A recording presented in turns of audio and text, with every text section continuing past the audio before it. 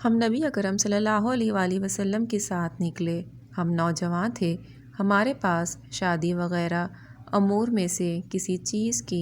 مقدرت نہ تھی، تو آپ نے فرمایا، اے نوجوانوں کی جماعت، تمہارے اوپر نکاح لازم ہے، کیونکہ یہ نگاہ کو نیچی کرنے والا اور شرمگاہ کی حفاظت کرنے والا ہے، اور جو تم میں سے نکاح کی استطاعت نہ رکھتا ہو تو اس پر صوم کا اہتمام ضروری ہے، کیونکہ روزہ اس کے لیے ڈھال ہے۔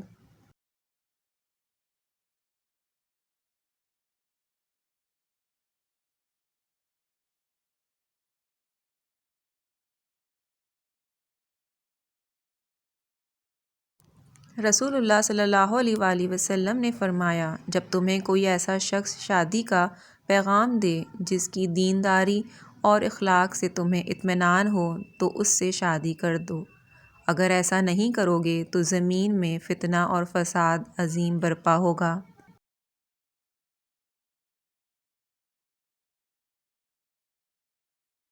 انہوں نے ایک عورت کے پاس نکاح کا پیغام بھیجا تو نبی اکرم صلی اللہ علیہ وآلہ وسلم نے فرمایا، تم اسے دیکھ لو۔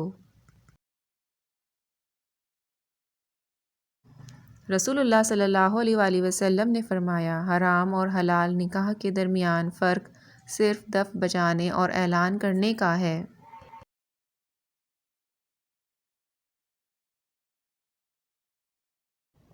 رسول اللہ صلی اللہ علیہ وآلہ وسلم نے شوال میں مجھ سے شادی کی، اور شوال ہی میں میرے ساتھ آپ نے شب زفاف منائی۔ عائشہ رضی اللہ عنہما اپنے خاندان کی عورتوں کی رخصتی شوال میں کی جانے کو مستحب سمجھتی تھیں۔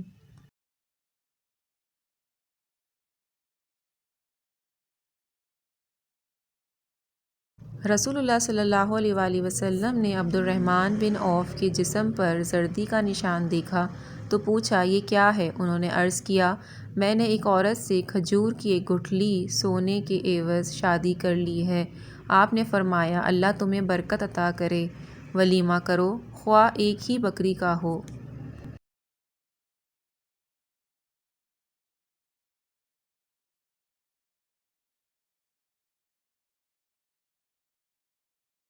رسول اللہ صلی اللہ علیہ وآلہ وسلم نے فرمایا، جب تمہیں دعوت دی جائے تو تم دعوت میں آؤ۔ رسول اللہ صلی اللہ علیہ وآلہ وسلم نے فرمایا، یتیم لڑکی سے اس کی رضامندی حاصل کی جائے گی، اگر وہ خاموش رہی تو یہی اس کی رضامندی ہے، اور اگر اس نے انکار کیا تو اس پر زبردستی کرنے کا کوئی جواز نہیں۔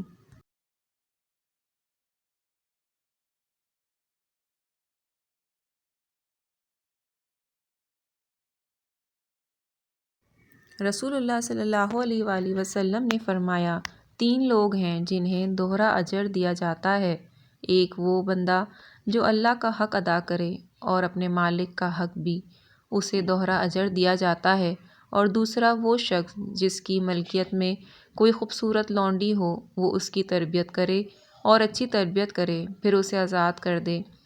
پھر اس سے نکاح کر لے، اور یہ سب اللہ کی رضا کی طلب میں کرے تو اسے دوہرا اجر دیا جاتا ہے، اور تیسرا وہ شخص جو پہلے کتاب توریت و انجیل پر ایمان لایا ہو، پھر جب دوسری کتاب قرآن مجید آئی تو اس پر بھی ایمان لایا تو اسے بھی دوہرا اجر دیا جاتا ہے۔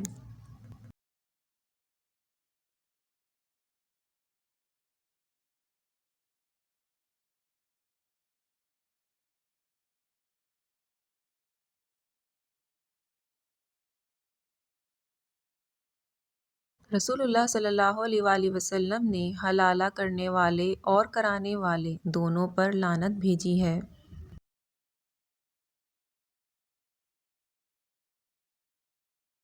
رسول اللہ صلی اللہ علیہ وآلہ وسلم نے منع فرمایا کہ عورت سے نکاح کیا جائے جبکہ اس کی پھوپھی پہلے سے نکاح میں ہو، یا پھوپھی سے نکاح کیا جائے جبکہ اس کی بھتیجی پہلے سے نکاح میں ہو، یا بھانجی سے نکاح کیا جائے جبکہ اس کی خالہ پہلے سے نکاح میں ہو، یا خالہ سے نکاح کیا جائے جبکہ اس کی بھانجی پہلے سے نکاح میں ہو، اور نہ نکاح کیا جائے کسی چھوٹی سے جبکہ اس کی بڑی نکاح میں ہو، اور نہ بڑی سے نکاح کیا جائے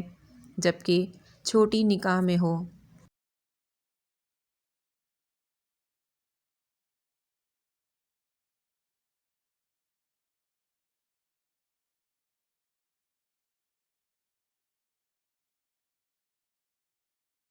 نبی اکرم صلی اللہ علیہ وآلہ وسلم نے فرمایا، جب کسی شخص کے پاس 2 بیویاں ہوں اور ان کے درمیان انصاف سے کام نہ لے